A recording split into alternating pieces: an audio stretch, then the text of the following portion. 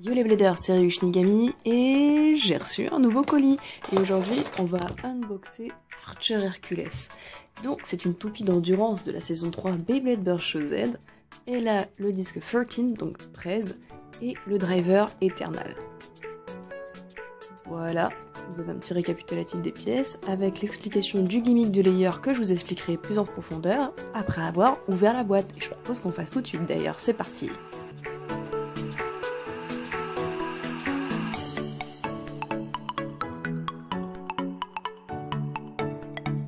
Et c'est parti, passons au descriptif de la toupie. Donc voici le layer Archer Hercules de type endurance. Donc vous le voyez peut-être, mais au centre on a bien la tête d'un lion. Et là, ce sont le design d'un arc et d'une flèche. Et on a le même exactement de l'autre côté. C'est en référence à Owi. Donc l'esprit de la toupie c'est un lion et Owi est un archer, c'est-à-dire il fait du tir à l'arc. Donc voilà la référence avec la toupie. Donc sinon son gimmick c'est que pendant la rotation, ça va s'étirer en fait. Plus la vitesse de la toupie va être haute, plus ça aura de chance de s'étirer. Quand la toupie va ralentir, en fait ça va revenir comme ça. Voilà. Donc là il y a du métal, mais bon toutes les parties là ne sont pas en métal, on va là il y a du plastique quand même. Sinon les dents ça donne quoi? Des petites dents.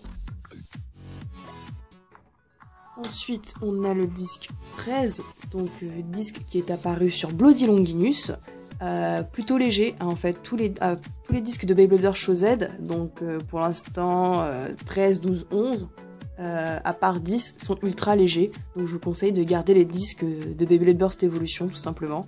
Et en plus, celui-là, il est très pointu, donc lors des bursts, il a tendance à infliger des dégâts irréversible sur les layers des toupies, notamment sur les parties plastiques. Donc je vous conseille à la limite de l'utiliser avec une frame. Et ensuite on a la pièce maîtresse de cette toupie, le driver Eternal. Alors dans la forme, je pense qu'il vous rappelle un driver.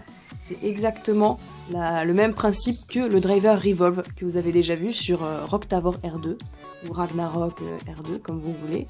Et la particularité, bon, c'est que là c'est le même principe, mais en fait là la roue externe est en POM.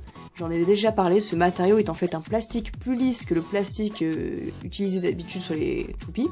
Et c'est un plastique qui va venir réduire la friction, donc limiter l'endurance. On a ça notamment sur le driver Bearing.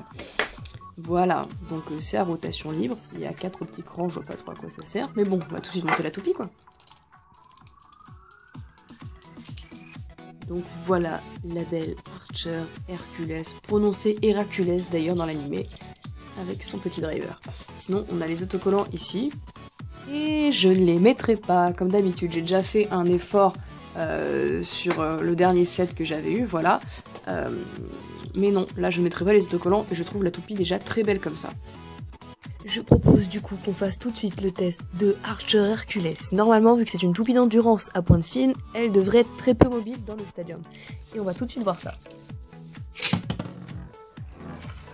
Voilà, elle est très peu mobile, elle va chercher à prendre le centre du stadium et s'y positionner pour attendre la fin du combat.